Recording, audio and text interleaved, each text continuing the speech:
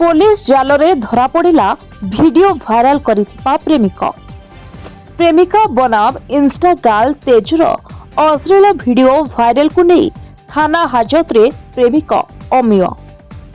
गत नवेम्बर 14 रे बांकी थाना रे अश्लील वीडियो को नहीं अभियोग करथिले प्रेमिका तेजस्विनी। तेणु घटनार संवेदनता को देखि पुलिस करिथिला टार्गेट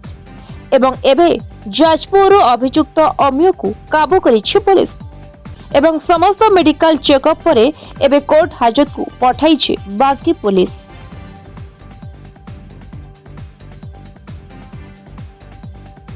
नवेम्बर मास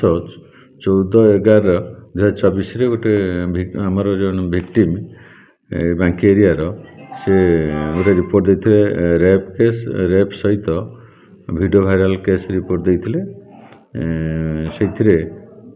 आक्यूज को धराई आज सीटा धराला प्रेसमिट डाक धराला जाजपुर रोड जाजपुर जिला जाजपुर रोड आसामी को एमती योजना करके ट्रैक कर धराला।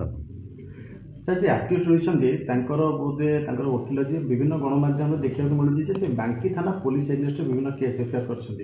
बाबद कौन कहे जमी से आरोप आनी बांकी थाना पुलिस मैंने अवहेला कर